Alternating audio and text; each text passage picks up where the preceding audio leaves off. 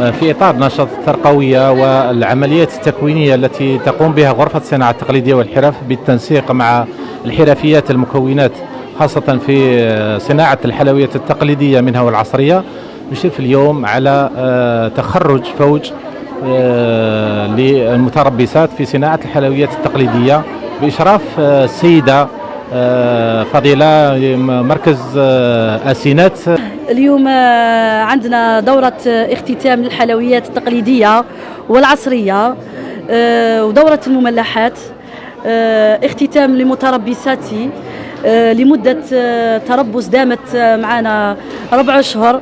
الحمد لله يا ربي فاتت مليحة، والشكر ربي سبحانه والكاع اللي ساندني، والحمد لله يا ربي. اليوم بهروني بخدمتهم ما شاء الله. هذه النشاطات تدخل في إطار البرنامج السنوي لغرفة الصناعة التقليدية والحرف، خاصة للمرأة الماكثة بالبيت، خاصة وبالخصوص خلال فترة العطلة الصيفية.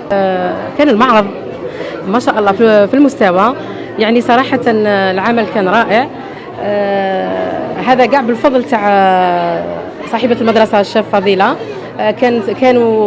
كانت المجهودات تاعها يعني اللي بينت اليوم وغرزتها وبرزتها في التلاميذ تاعها، والبنات نموا انفسهم وحطوا البصمه تاعهم، ويعني ما شاء الله يعني ما تعرفش واش تخير. انا بالنسبه لي كانوا كاع في مستوى واحد، كامل القيمه والمحتوى والمعيار والبصمه تاعهم ما شاء الله صراحه.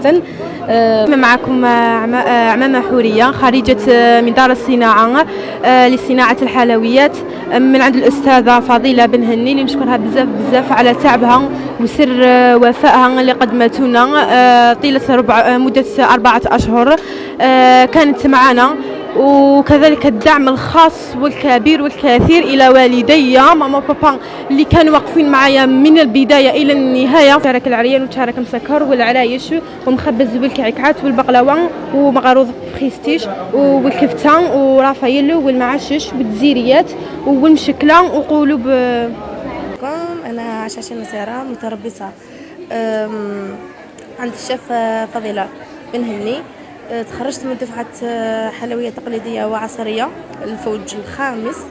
تخرجت بمستوى عالي جدا، أطباق أنواع حلويات مختلفة عصرية تقليدية، ذوق وأناقة تقديم كذلك. الشيء نبدا نشكر ربي سبحانه، فضل الله، فضل الفضيلة الشيف فضيلة. الحمد لله انها كانت معلمه، كانت استاذه، كانت اخت، كانت صديقه، علمتنا ما شاء الله. نشكرها بزاف، قادرين نشكرها، ما نقدرش نشكر واش قدمت لنا. الحمد لله الحمد لله يا رب العالمين اللي وصلتنا لهذا الشيء. الحمد لله. نشكر بزاف شيف فضيله اللي عاونتنا ووقفت معنا، ونشكر العائله تاعي من ذا المنبر، مويسي وبن حركات اللي وقفوا معايا، من خالي لزوجة خالي لجداتي عماتي كامل، بارك الله فيكم. متربصة سامية مصفاي تيبا عند الشيف فضيلة بن هني.